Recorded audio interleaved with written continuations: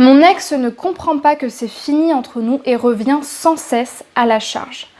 Pourquoi et comment faire? Bonjour à toi, j'espère que tu vas bien et bienvenue sur cette vidéo, sur cette chaîne de coaching sentimental qui s'appelle S'aimer plus et qui te parle d'amour et d'amour de soi.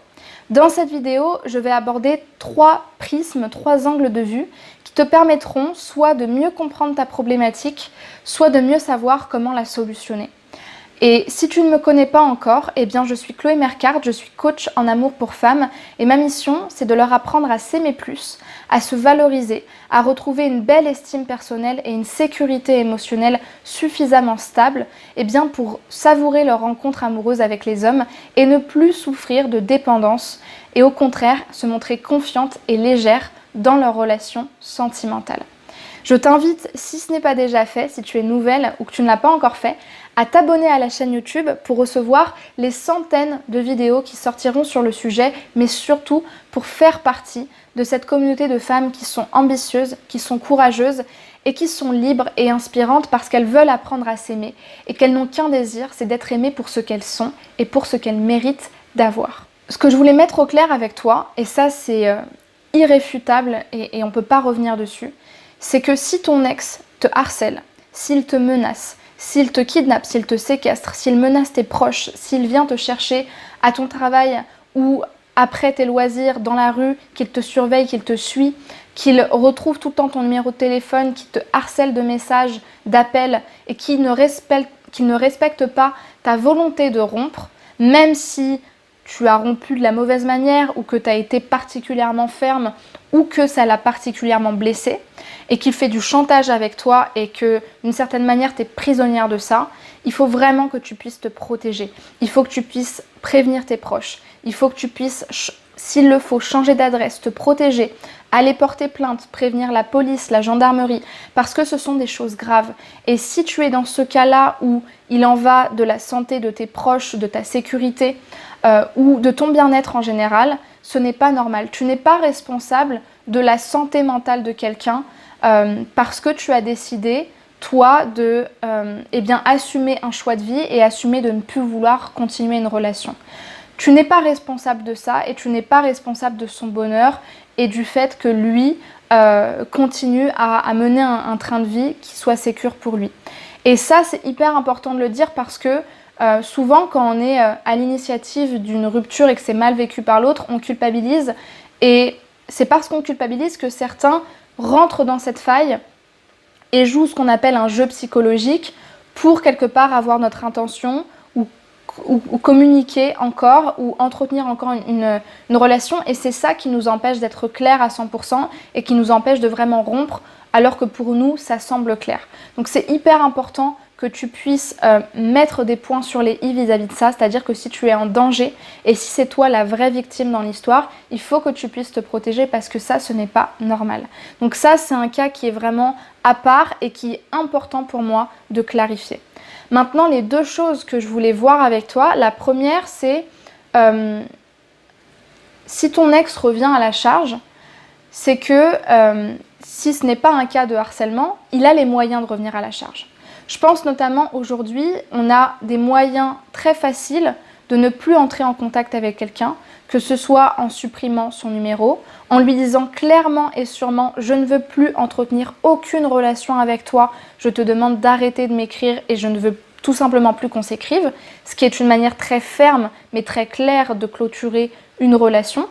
Ou alors tous les moyens de blocage, de mise en sourdine, de changement de numéro. Ce que je veux dire par là, et c'est ça que j'ai envie de te permettre et de t'autoriser à faire dans un premier temps, c'est clarifie au maximum la situation. Même si ça te demande d'être ferme, même si ça te demande d'être rigide et que tu n'as pas envie de ça, malheureusement, il y a toujours des gens qui vont rentrer dans les failles et qui vont porter des masques de victimes, de sauveurs, de bourreaux pour te faire courber les chines et pour te faire culpabiliser. Mais si ça t'empêche de vivre ta vie pleinement et de te sentir bien, tu te dois pour toi-même et par courage et par amour-propre de clarifier la situation, déjà pour couper ça et surtout pour pouvoir te concentrer sur d'autres personnes et d'autres projets. C'est hyper important. Et donc, il faut absolument que tu sois clair. Donc, prends les moyens qui sont à ta disposition pour pouvoir clarifier cette situation. Et ça m'emmène à mon deuxième point qui me permet de faire la transition, c'est finalement, peut-être que si cette personne revient à la charge, c'est parce que tu n'as pas été suffisamment clair avec elle et que tu n'as pas utilisé tous les moyens que tu avais à ta disposition pour cela, c'est-à-dire ceux que j'ai cités précédemment.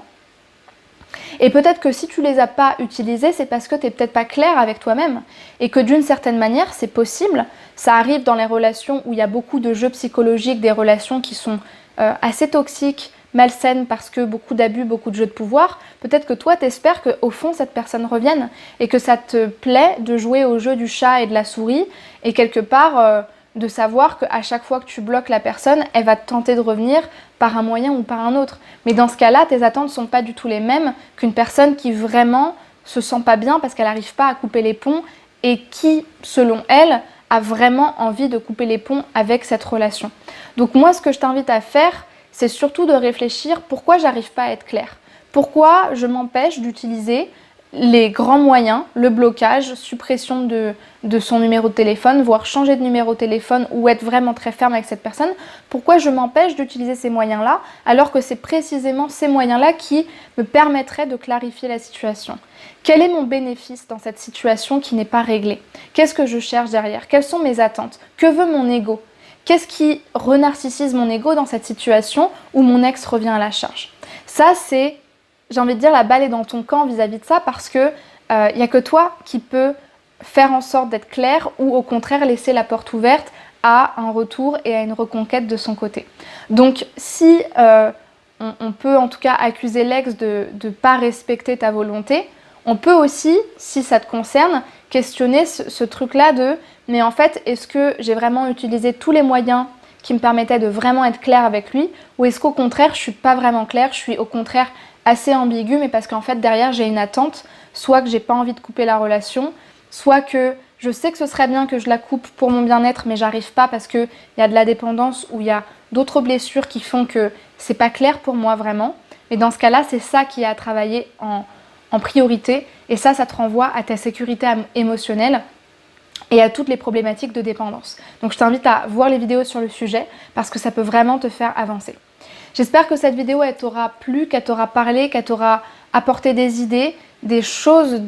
que tu n'auras pas vues, d'autres problématiques que ça aura mis en avant. En tout cas, si tu as des questions ou que tu veux me partager quoi que ce soit, je t'invite à me laisser un commentaire et je prendrai le temps d'y répondre. Si ce n'est pas déjà fait, je t'invite à t'abonner à la chaîne pour recevoir toutes les prochaines vidéos. Et surtout, je t'invite à me rejoindre sur Instagram parce que c'est le plateau, en tout cas le compte où je te transmets vraiment du contenu régulier sur l'amour-propre, sur les relations de qualité, avec des stories, avec des sondages, avec des posts, avec plein de choses que je mets en avant quotidiennement pour toi et qui pourront te parler. Et surtout parce que c'est un réseau où tu peux me parler en privé de tes problématiques si tu souhaites me les partager